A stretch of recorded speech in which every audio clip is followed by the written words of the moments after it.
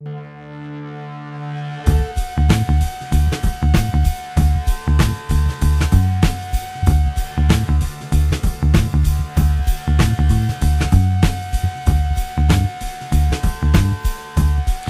to the Nightly News Podcast. This is Professor Paul Miller, and today I'm here with my month. I got to first ask you, before I even introduce you, Adrienne. Yes. I made you a promise last month that I was going to add a cool little clip of applause. Did you hear this? Yes, I did. Good answer. It was awesome. Yeah, so basically I searched around forever trying to find applause, because every single time that Adrienne comes on, because she's everybody's favorite guest on the Nightly News Podcast, there's going to be a little applause that I that love brings that her I get in. that introduction. That makes me so happy. So Adrienne Thoman, Student Activities Director, we're going to be talking today about important events on the September calendar here in 2018. All kinds of fun stuff that Adrienne has planned for us. We're going to talk about many of those and get a chance to talk about Adrienne's Featured 3. So that'll be coming up in just a minute. Also joined today by Nightly News reporter Michael Ademola. Michael, welcome back to the podcast. Thank you. And honestly and unfortunately, it seems that this will be your last ever podcast here at Central Penn College. Now, that's not saying that you aren't certainly welcome back as a graduate, but as a student of our corporate communications program, this is going to be your last official Nightly News podcast. Aww. What does that mean to you? What has your time with the Nightly News meant to you? Time has flown, first of all. This went by very, very fast. I think I'm just thankful for the opportunity that I was given to develop as a communicator. I came into the Nightly News Media Club thinking that I would do writing, and I ended up branching into podcasting and photography. So I feel like I've been able to improve and develop on my repertoire while interacting with people in the field of communications, and I'm thankful for that. Well, please look back on this time as not only just an area where you were able to develop those skills, but also find an appreciation and passion for these things. Because you have to understand that, any place that you go in the future, they're really going to ask you to do a lot of these things. They're going to ask you to start up a podcast. They're going to ask you to start up a live stream. And that was another thing you didn't mention. You got to be a part of our first ever sports live stream. I remember that. That's true. So you've had a wonderful opportunity, and honestly, Mike, I have to tell you that the Nightly News most certainly wouldn't be where we are today without your efforts, and I really appreciate the fact that you're still very actively involved even in your last term. So thank you. I appreciate it. Thank you for joining us on what hopefully is not your final podcast, but if it is while you're a student, we're glad to have you down today. I have to say, it's a bittersweet kind of moment. As much as we are going to miss you here and excited that, it's hard to say that's your last official podcast, but really that's the goal. We come here and we love to see you guys learn and grow, and to have you graduate and move on. I can't wait to see all the awesome things you're going to do once you leave us. Well, we're going to keep up with you too. So, and certainly anytime you're ever near campus, around campus, make sure to let me know and stop by, and we'll gladly have you on again. And you can let us know how things are going. Definitely. All right, well, today we are going to chat about the September activities calendar. Adrienne works so hard and diligently every single month to have all kinds of amazing opportunities for our students here on campus. Before we get to Adrienne's Featured 3, there's a couple of things looking at the September calendar that I really wanted to highlight with you, Adrienne. The first one is going to be taking place on Wednesday, September the 5th. This is another initiative by Career Services, and it's going to be a workshop called Searching for Internships. This is going to be put on by internship coordinator Kristen Fike, and then it'll take place in ATEC 200 from 12 to 1:30 p.m. Now, what's very interesting about this workshop, and something I know Kristen's really been working hard on, is trying to sort of streamline the process of going through internship. One thing that is very important, I know I've mentioned this on previous podcasts, is that we do have a early internship program. So basically, if you are more than 3/4 of the way complete, at 75%, so you're technically a senior, you would be able to, with a 3.0 GPA, you would be able to go out on early internship. Now, Mike, what's very interesting about this is you got to do early internship. Are you surprised more people don't take advantage of the early internship program that we offer here? I'm not surprised for two reasons. Number one, I've learned that some people don't know about the early internship opportunity. It's not one that is as broadcasted as we would like to think. And second, because I believe that some people look at the internship as such a daunting progress that if they have to go through it, which they have to if they want to graduate, they would make it the very last thing on their docket for graduation requirements. I think that it allows people to feel more comfortable. And speaking from experience, doing an internship and still handling a solid course workload can be overwhelming. Absolutely. Adrienne, why do you think that maybe what are some advantages to maybe the students going out on an early internship? Oh, well, I think the sooner you get out there and get those experiences, getting those connections made, the more they can lead into. I think of my own personal experience. I was a comm major, and my first internship was very early in my program, and I didn't actually do it officially through the school, but I had the opportunity to intern with the Bruce Bond late afternoon show, which is a long time ago. But I'm actually, Bruce is one of my friends. I learned so much from those guys. It was such a fun, unique experience. I learned so much from all of them. But that experience led me to work part-time in the promotions team, which led me to get my first job in the field. I think of that connection, and had I not started that early, I don't feel like it would have panned out that way. I actually was very lucky. I got to work with Bruce when he ventured out of the radio business, started his own podcast. I was actually instrumental in helping him start that podcast. Nice. So, yeah, it was a lot of fun working with him. He was my idol growing up, and honestly, if it wasn't for Bruce, and I'll have to let him know that we're saying all these nice things about him. If it wasn't for Bruce, I probably would have never ended up on the radio. Really? Yeah, because when I was in high school, I was a huge fan of his, and when I went to college and I got into computer science when I first went up to school, I didn't like it, and so I said, you know what? I'm interested in this radio industry. I would love to get involved with it. I actually wrote a blog piece a few years back when he first came back to the radio about his influence. So that's pretty cool. We've got that in common. So we're looking at Wednesday, September the 5th from 12:10 to 1:10 p.m. That's going to be in ATEC 200. Kristen Fike will be facilitating Searching for Internship Workshop. This is certainly for people who are going to be looking for internships soon, but also keep in mind if you are a senior and you are over a 3.0 GPA, you can do your early internship. All right, next, what we're going to talk about is another thing that we kind of talked about this on our last podcast, Mike. We have some very interesting and important news coming up from the Honors 400 class. Previously, on episode 67, we talked to Michael and Dylan Kleintop, who are part of Team Vickless, and they are doing this really, really cool thing with Honors 400, only the second time the course has ever run. Mike, just in case people didn't get to hear that piece, can you just summarize what the groups in a general sense are working on? Okay, sure. So the Honors 400 class has two groups of 5 people each, in which we are coming up with, it's essentially a class that allows you to put in an initiative for the school. What are you trying to implement into the school's culture, into the school's activities? So we wanted to talk about several important things that are important to college students. And each group has selected a topic in which they would either show in a campaign or a proposal, and that's what everyone's been working on in this independent study class since the term started in week 1. So what are some of the things your group specifically is working on? Well, my group is working on a proposal, and the whole goal of the proposal is that there will be a group of people who will sit down and listen to our proposal, and it'll literally be like a presentation with a back and forth commentary questionnaire style type of setting. And the whole goal of the proposal is to hopefully encourage these people who are high-ranking officials in the school to get behind our idea and maybe implement it as a future part of the school going forward.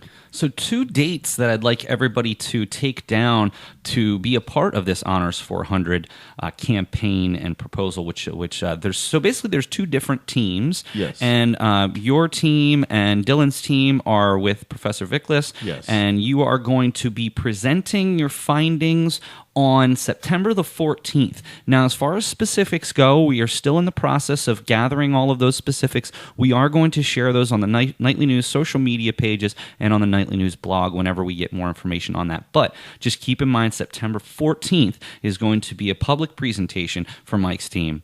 Also, if you want to help with Honors 400, the opposite team, Team Whaler, is going to be doing a mental health awareness campaign on Wednesday, September the 12th from 1 to 3 p.m. in ATEC 200-202. So if you want to get out and help our scholars, our future scholars, if you'd like to help them with their project, you can come out and support those 2 initiatives. So we have one of them Wednesday, September the 12th from 1 to 3 in ATEC 200, and then there'll be the public presentation from Michael and Dylan's group on Friday, September the 14th. So Honors 400, we want to continue supporting this because as Dr. Willer and Dr. Vicklis mentioned, this is definitely something that's student-led, and so they certainly hope to run this class a little bit more frequently. So Definitely. all right, well, we'll come out and support you, Mike. All right, Adrienne, it is now come to everybody's favorite time. It's Adrienne's Featured 3. So, Adrienne, let's take a look at what are the 3 events that you'd like to chat about today.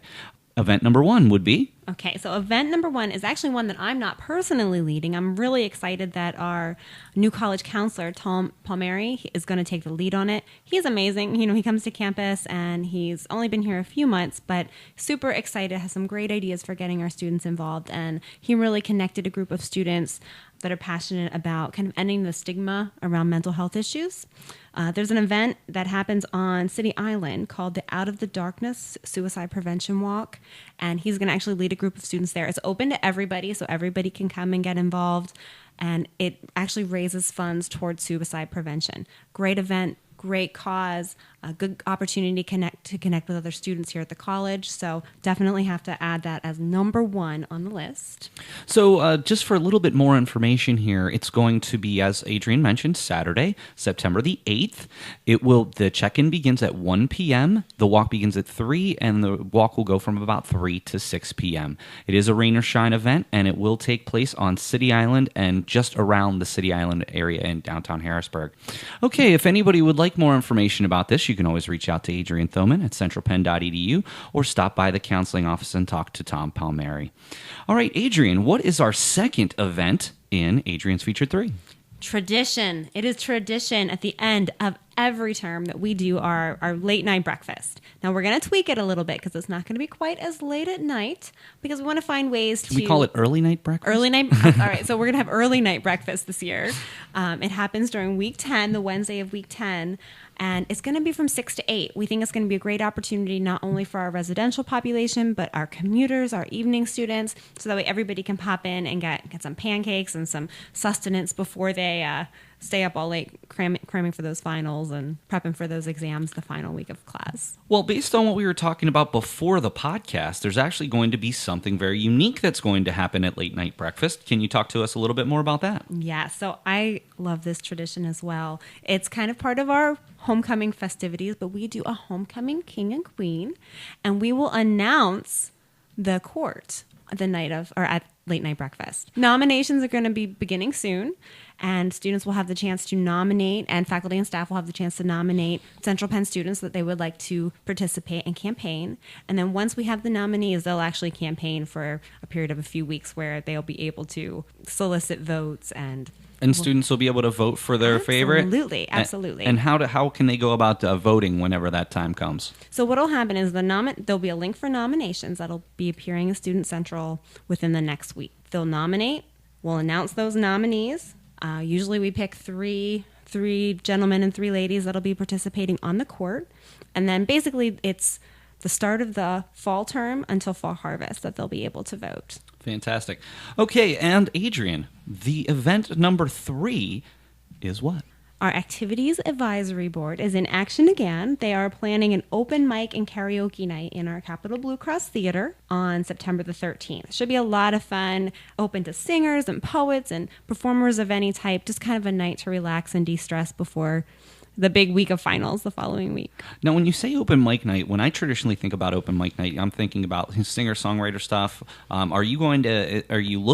it going to be more karaoke? Are you going to encourage students to bring musical instruments? What do you envision this being? It is all welcome, I will say that. But typically in the past, we've had a lot of the karaoke, the singers. That's been, I would say, predominantly what's been performed. But I would love to see that expand. I'd love to see some poets attend. I'd love to see musicians. You know, I miss that. I miss having the students on the quad with the guitar. And I want to see some people doing some stand-up comedy, too. Oh, that'd be fun. That would be a lot of fun. All right, so just want to recap the couple of things that we talked about here with Adrienne's Featured 3. Number 1 is September 8th. That's Saturday. It's the American Foundation for Suicide Prevention Out of Darkness Walk. More information you can get from Adrienne at Adrienne Thoman at centralpenn.edu. The second thing on the list is going to take place Wednesday, September 12th, and it's the late night breakfast. Check the new time. That's from 6 to 8 p.m., in which the homecoming court will be announced. So keep in mind, nominations will open very, very soon for a homecoming court, so you can put those nominations in. And the number 3 on Adrienne's featured 3 is the AAB Presents Open Mic Night and Karaoke. That's going to be Thursday, September the 13th in the Capitol Blue Cross Theater at 7 p.m. Sounds like a great plan there, Adrienne. Looks like you have a lot going on for our final month of the summer term. That went fast. I can't believe it. I know. One final thing I wanted to talk about with you is a very interesting opportunity that is going to be sponsored by the Central Penn Players. This will be Friday of week 10, so Friday, September the 14th. For only $15, you can go on the Pride of the Susquehanna for a murder mystery dinner. That's going to start at 6:30, and you can reach out to Janet Bixler at centralpenn.edu for more information. First of all, have you ever been, Adrienne? Have you ever been on the Pride of the Susquehanna? My wedding reception was on the Pride of the Susquehanna. Really? Yes. How about that, Mike? Have you ever gotten a chance to be on the Pride of the Susquehanna? Nope. Oh man, you're really missing out. So I know that we actually have a connection to the Pride of the Susquehanna. Do you want to share that? So Deborah Donahue is a faculty member here on campus and also a member of their board. So we're really excited. She gives us some very unique opportunities to get involved with activities and events on the Pride. And it's such a cool venue. Like, we loved it for our wedding, but it's just a fun place to be and a cool experience to be able to cruise down the river. Now, why did you choose the Pride of the Susquehanna for your wedding reception? We want something different. I mean, that's really awesome. And you know what's funny is I never even thought about that. Never even thought about doing that. I absolutely love the Pride of the Susquehanna. It's really, really cool what they do. Very cool amenities. And it's only $15 for this. It's a wonderful opportunity that Deb Donahue has given to our students. If you can swing $15, I mean, I know that this is like half price of what their normal tickets are for these types of things. Full buffet style dinner. You have plenty of time to eat before the murder mystery gets started. I think it's definitely something that our students should take advantage of while they can, especially for the price that's involved with this. Mm-hmm. So again, that's Pride of the Susquehanna, sponsored by the Central Penn Players for a murder mystery dinner on Friday, this September 14th. So that's going to be really, really cool. All right, Adrienne. As always, it is a total pleasure to have you on each and every month. You work so hard to fill up this activities calendar, and I know that the students really appreciate all the hard work that you do. Well, thank you for having me back. I love it. I always enjoy coming back to the podcast. All right, I'm just going to recap everything very quickly. Wednesday, September 5th is going to be Searching for the Internship Fair. That's 1210 to 110 in ATEC 200. We talked about the Out of the Darkness Walk. That's going to be Saturday, September the 8th. The Late Night Breakfast, Wednesday, September 12th. And the Honors 400 Mental Health Awareness Campaign is also going to be on the 12th in ATEC 200 from 1 to 3 p.m. On Thursday, September 13th, the AAB presents Open Mic Night and Karaoke in the Capitol Blue Cross Theater at 7 p.m. And keep an eye out on the 14th, Friday the 14th, for Honors 400 and their public presentation from Mike and Dylan's group. The last thing that we want to talk about, of course, is the Murder Mystery Dinner, $15 on the September the 14th. So, Adrienne, thank you again so much for packing our event calendar for September. Got to keep everybody busy. And Mike, again, it's wonderful to have you on the show today. I hope that in some small way your time here on the Nightly News podcast and writing for the Nightly News and taking pictures and helping us live stream, I hope that someday that all these things pay off and that you're able to do some of the things that you've done in your future career. It will. I'll make sure of it. So let's just, since this might be the last time, what is the next step? So I know that you still have some time left. We still have to finish the term strong so you can finish up your degree requirements. But what's next for you? Honestly, I want to go back home, spend some time with my family. Being here 9 terms straight, taking no break has really put a strain on me as far as the interaction with my brother, sister, and my mother. So I want to make sure I go home and connect with them. As for career aspirations, I'm definitely going to do a lot more networking in the city and building my connections before I outright shoot for a certain job. I feel like the best way to get in the door is to have all the essential tools and then some so that they can't deny me. Well, and you certainly have been doing some work with the Overcame Foundation. Jade Harper and Leonard Chester, former Central Penn alumni. So you've been doing some work with them, too. Do you plan on continuing that work when you go home? Definitely. Well, that's awesome, Mike. Like I said, I really hope that when you come back to campus, you always give me a call and let me know what's going on so we can have you back on the podcast. And don't forget, every year, Fall Harvest, we're always looking for the alumni to come back. I'll be there. All right. Well, Michael, it's really been a pleasure to Thank have you. you in class for over these last couple of years. And if there's ever anything I can do for you, my friend, you let me know. I appreciate it. Thank you. All right, so signing off for Michael Ademola, nightly news reporter, and today we were also joined by Student Activities Director Adrienne Thoman. This is Professor Paul Miller, and we'll catch you next time on the Nightly News Podcast. You Aren't Alone is an awareness campaign that focuses on anxiety and depression geared toward college students and young adults. Everyone should save the date. It's for September the 12th from 1 to 3 p.m. in ATEC 200 to 202, as that is the day that you aren't alone.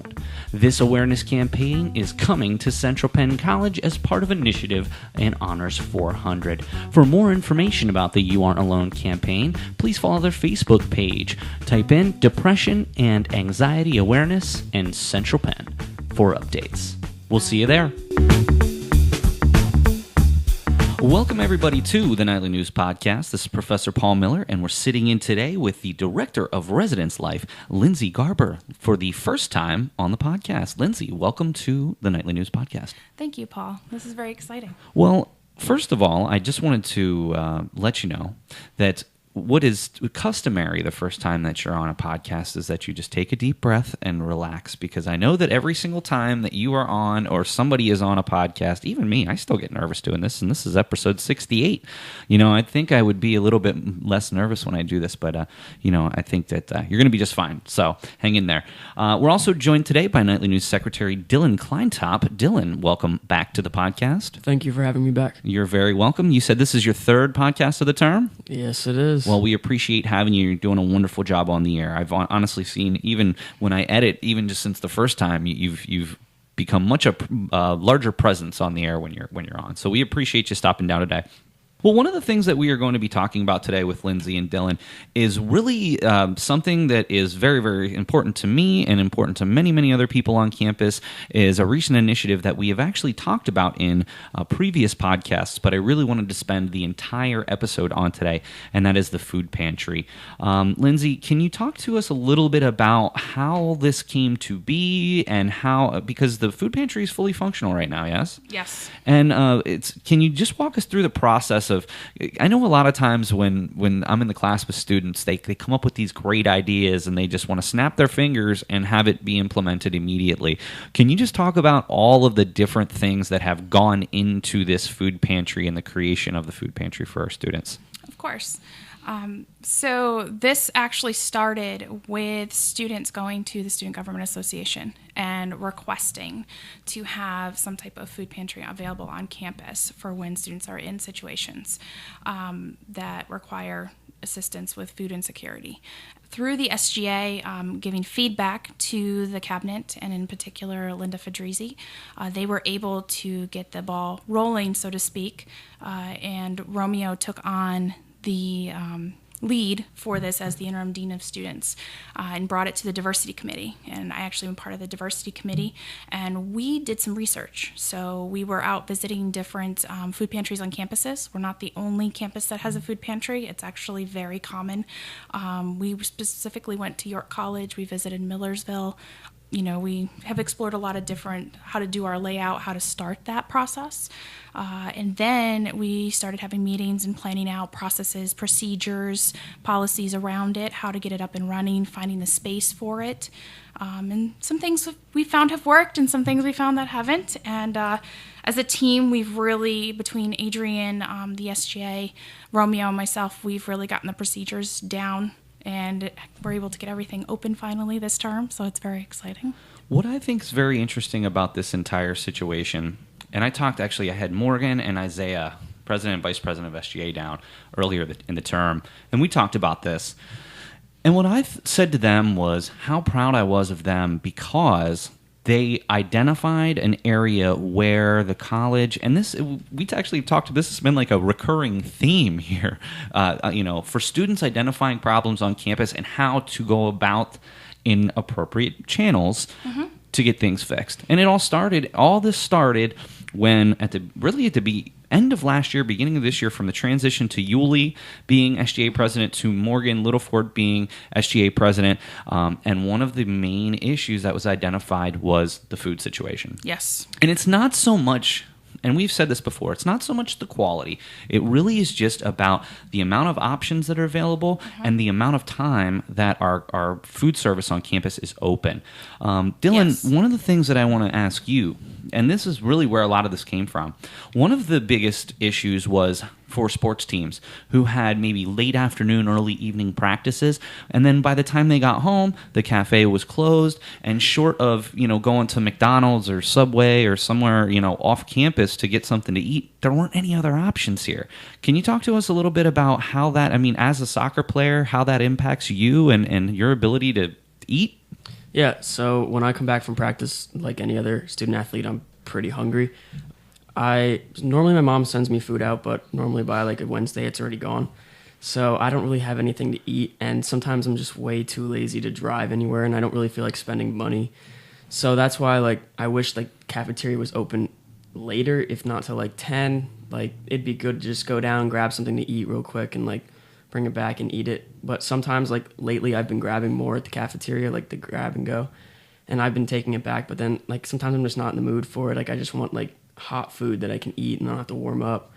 That's just what I don't want to drive anywhere and spend money. I don't want to have to call Domino's to order because that's expensive. It's $20 every time, when I could just use my meal plan and it would go so much. Pizzas at Domino's are $5.99. I know, but when you order it for a house of well, yeah, six guys, it's $20. No, that's certainly understandable. So you could certainly foresee, as somebody who's an athlete, where this could really come in handy as far as having these food pantry options. Yeah, it would help me a lot too, and I didn't really know much about it until this podcast, and I was talking to Brian about it before I came down, so I didn't really know much about it. Well, I think that's where everybody is, and that's part of the reason that I want to have Lindsay down and do some more outreach and some awareness of the food pantry, just so students can understand that, look, this is a common problem on college campuses. Lindsay, you'd mentioned that you'd done some research about this. Can you talk to us a little bit about what the research kind of showed and some of the reasons why you decided, and the college decided, to go forward with this initiative? Yes. So one of the items of research that I particularly took part with was the visit down to York College and seeing how they set their food pantry up and how that's run. And it's a team atmosphere, and they're seeing more and more of it. So it's not just a small college campus issue. It's across the United States. College kids are struggling with it. So we were able to take a lot of notes and kind of get some feedback, and they've been great working with them, going back and forth, sending emails, making sure that the form includes what we need it to include and things like that. Adrienne did a lot of research with the SGA on what needed to go on the form to submit in order for us to be successful in helping the students who need the food pantry submissions. And I know Romeo and Linda went out, and they actually visited Millersville too and checked out their food pantry process there. So there was a lot of visiting, a lot of things. Micaiah Smith-Morris is great. She has been pulling articles, and she's been pulling research from Penn State and things like that, just showing the need for this across different college campuses. I never really realized. I guess I was kind of lucky when I was in school, because we literally lived next to a dining hall that was open for 12 hours every day. It wasn't really ever an issue. And we also did have an option on campus that was open till midnight almost every day too.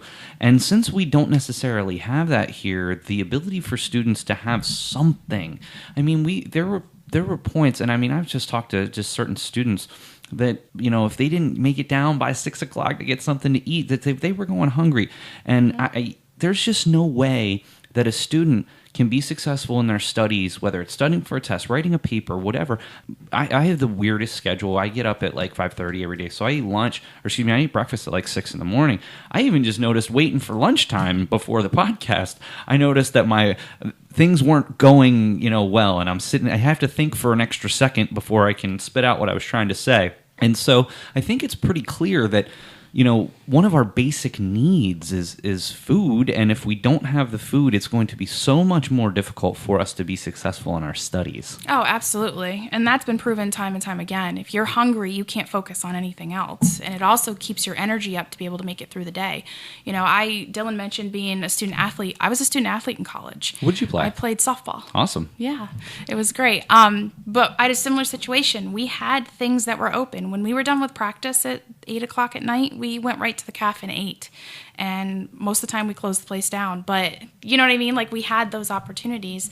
And if you have a long day of classes and then practices or games, it's very difficult. It is very difficult. So on the flyer that you put together for this, something at the top says an estimated 50% of college students nationwide struggle with food insecurity.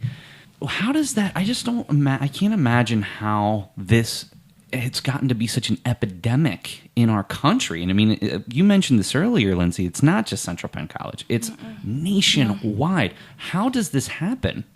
And I mean, I know this is a huge question for you to answer, but I mean, even if you just had to guess, why is this such an issue on college campuses? I would say college campuses, they have a variety of students on campus that come from all different backgrounds, places, environments, levels of income.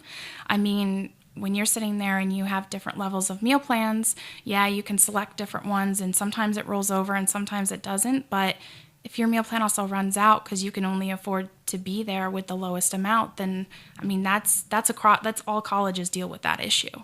And different colleges, York College has a swipe, so their meal system's different than ours. They do a swipe where they have faculty and staff donate swipes to the cafeteria. So if a student comes up and says, I'm out of swipes, but I'm really hungry, they'll actually take a swipe off and the student can go in and eat. So they have a bank of that. Alumni donate swipes, like they go through with their partnership with the cafeteria. They work with that too. So that's just one example of how other colleges are also, besides the food pantry, reaching out to try to help with that situation. Awesome. Dylan, I want to come back to you. Have you ever had, or I mean, even if it's you or if it's somebody that you've talked to, have you ever had any experience with not having the options to eat? Yeah, so I've known a couple people here that it would be like week 8 and they'd be completely out of money. And Brian and I actually we'd be like, yo, come to the cafe with us. Like, we'll pay for your meal. Like, it's not a big deal. Like, I have a lot of money on my account because I've made the mistake of like setting the highest one and not like changing it back. So I have more money than most of my friends do. So I like to pay for other people's that have like maybe like $50 on their account because like I don't want them to like stress out about having to eat. But like another thing that I want to touch back on is like you said about the time. Like the cafe doesn't open for dinner until 3:30, and that's not a problem for me right now because I don't have class and I don't have practice till 6. But next term I have a class at 3:40 and I have practice, so I have to make sure that I'm there at the cafe at 3:30 and still be on time for class because I need to eat because when I come back from practice the cafe will be closed. That's very interesting because we are, from the academic side, we are looking at trying to have, and there is some, we're trying to make some strides on offering classes at different times because we have class 4 days a week, it is difficult for our students to schedule, and then they'll find classes, but then the classes will overlap. But so we are experimenting with trying some different time frames, and that's interesting that you brought that up. But the thing is, too, I don't even think that was on anyone's mind, is that, if they're going to this class, they might not be able to make it to dinner, in the evening. So I'm going to actually bring that up. I'm really glad you mentioned that, Dylan. See, this is what happens. Things are going in so many different directions that, we're doing something, we think it's a really good idea that's really going to be helpful, but it might have some unintended side effects. So, and that's with anything you do, it's always going to be like that. So thank you for bringing that up. Lindsay, I would like to also talk to you about the MPR, the multi-purpose room that's going to go in, that currently is in Bollinger 44. Yes. I think that you'd mentioned mentioned earlier that in the lead up to all of this, maybe some information kind of got out there that wasn't 100% accurate. So can we just start at the beginning? What is the NPR? How can it be used? What are some of the situations that people might be able to use it? So the NPR is actually going to be another resource for students to be able to eat, particularly thinking about it after hours. It is going to be open for 9 a.m. to 10 p.m., and they will be able to sign up for different time slots. They can have, Dylan mentioned 7 guys that live with him. It's a lot to buy pizza for that house. They could all come down and they could make pizza, or they could make spaghetti, or, sign up to use the kitchen to do those meals. And they can do it as a group. They can do it individually. It's also being utilized by clubs. Clubs can use it. I know I've been approached already by one of the legal studies clubs that they want to use it for a bake sale. So there's definitely interest for it. We would also open it up to some of Adrienne's activities. So Cram Jam would be held there, which would be really beneficial for her because I know she's making food and they're doing different activities. It's not necessarily a lounge. So it's not meant to be some place where students can come and, relax on a couch and hang out. It's definitely there for use for the kitchen. Maybe we might, be able to do some, if there's time available for meetings, different events would be held in there.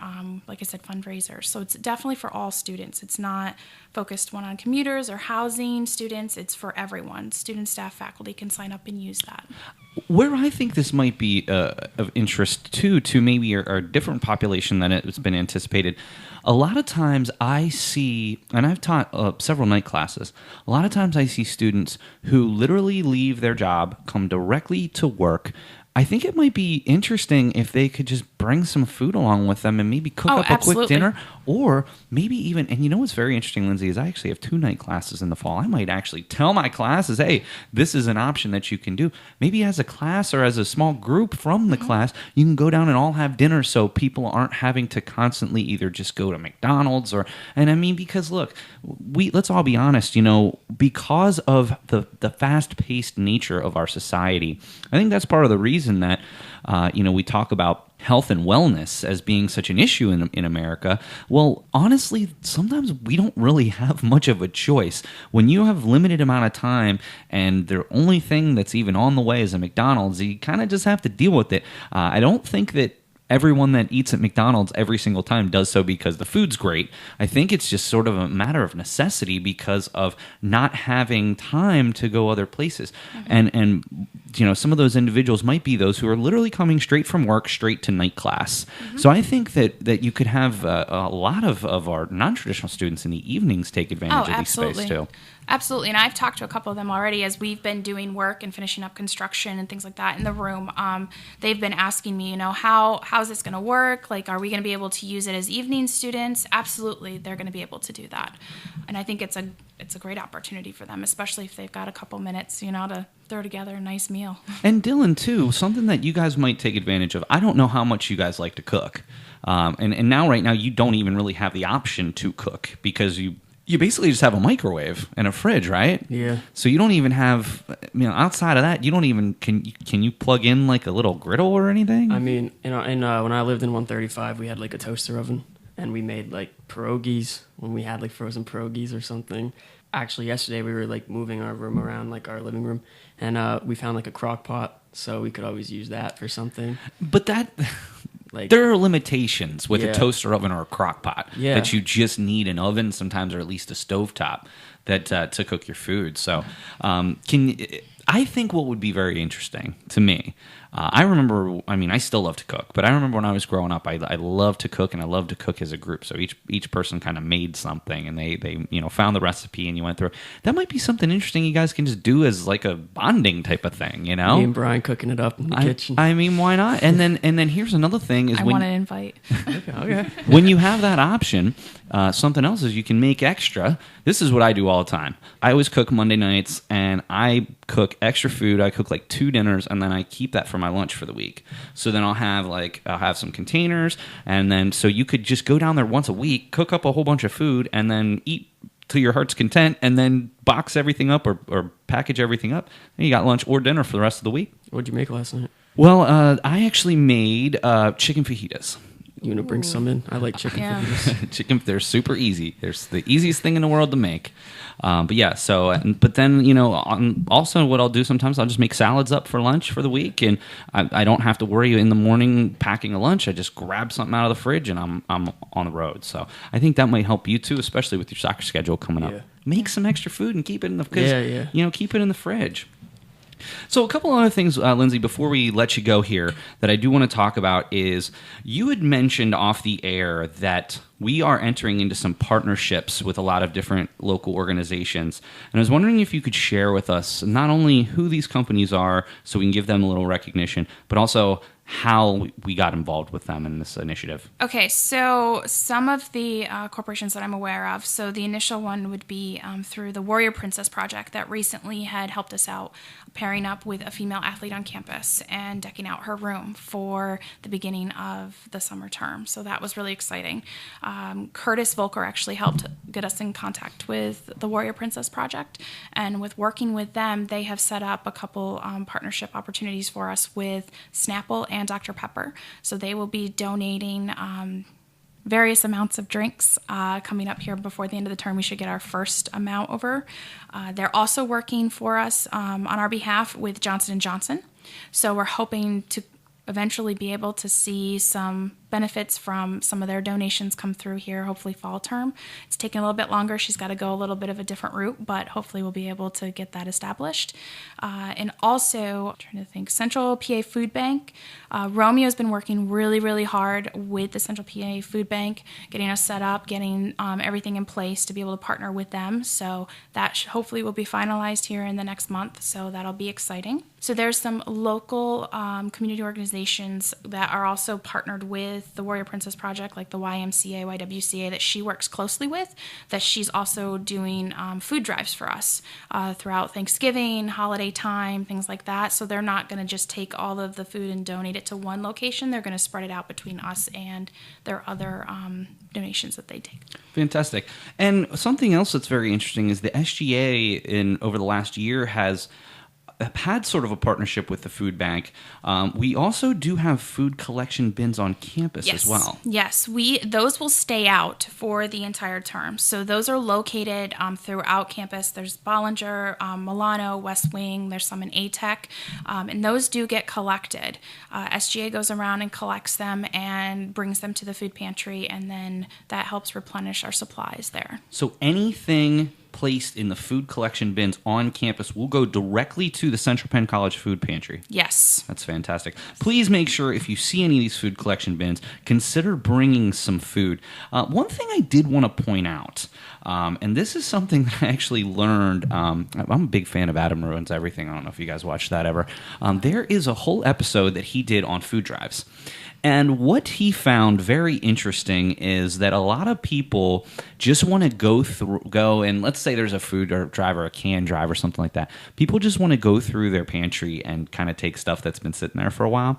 You know that a lot of times during these food drives that a lot of the food ends up getting thrown away because if it's been in your cabinet for a while, there's a pretty good chance that it has expired. Yes. And so don't just go through your pantry and pick out stuff that you don't like. And that's not how food drives should operate. Because trust me, if you don't like it, the people might not like it either. They may not eat it either. So please do consider some of the things that you might like. Macaroni and cheese is always a big one. That'll keep for a while.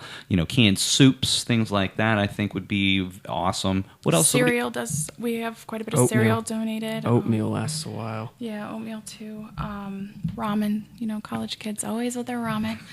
So there's all kinds of different things. If you're wanting to really donate some stuff to the food pantry, that we gave you some ideas there: cereal, macaroni and cheese, oatmeal, ramen, things like that. Things that the college students are going to want to eat, not like black beans or something like that. We'd also take personal items too. So we are collecting shampoos, soaps, cleaning supplies. A lot of college kids, that's the last thing they think to bring, and it's the most expensive part of what they need on campus. So we're collecting all of that as well. So it doesn't have to just be food. So the last thing that I do want to go through with you, if you could just explain the process. If somebody's out there right now and they're thinking, well, I'm not really sure about this, can you just share with us the process that somebody would just have to go? And I don't even like to use the word process, because process implies that it's a long something very long. So It's not. how would somebody go about putting in a food pantry order? So Adrienne has actually sent the flyer out in Student Central, and the link is currently in Student Central, and it's under Quick Links, so that's going to stay there. All the student has to do is click on that and fill out the form. It's an electronic form that comes directly to my office, and it's confidential. The name does not get shared. We enter the information, we get the bags filled, and then we notify the students when it's ready to be picked up. We do ask that you give us about 2 days to process everything, but it's very simple, very easy. You don't have to worry about any of your information getting out. Just, if you think you need it, submit it, and we'll help you out. And this is available for up to 4 requests per term. Correct. Is that true? Mm-hmm. And certainly if there is additional need other than those 4 requests, the flyer has all the additional information, and that you can contact Romeo Zondikon for further assistance if you Yes. need more assistance than that. So, That's correct. Lindsay, I got to tell you, this is something that I absolutely can get behind. I want to, Dylan, when we have our next club meeting, I want to talk about maybe ways that we as in the Nightly News, can support this initiative, whether it's a cash donation, a food drive of some type, whatever we can do, because to be honest with you, this is something that I think a lot of times from a professor standpoint, I don't think about. I don't think about the needs of my students necessarily as far as food goes. You just kind of figure, oh, okay, well, I'm sure they've eaten before they've come to class, when really that's definitely not the case. And it's not just something that's Central Penn College. This is something that's nationwide, and I'm so glad that all of you, not just you, of course, everyone involved with the food pantry. Our team. Yeah, everybody involved with the team is really made this an important initiative. So we thank you so very much for taking the time to do this. Oh, absolutely. You're welcome. Lindsay, I'm going to put your information. It's Lindsay Garber at centralpenn.edu, and you can also reach out to SGA President Morgan Littleford and Adrienne Thoman as well, who was just on the podcast earlier. So there's all kinds of different places that you can go through. There's just a quick, simple form. 2 to 3 days later, boom, your food's there. You just go pick it up, and it's all yours. So we certainly hope that the multi-purpose room goes well. Maybe everybody out there just gets together as a group, maybe has a little study session, has a little dinner. I think it's going to be something that's going to be extremely valuable for the campus. Yes. So thank you. You're welcome.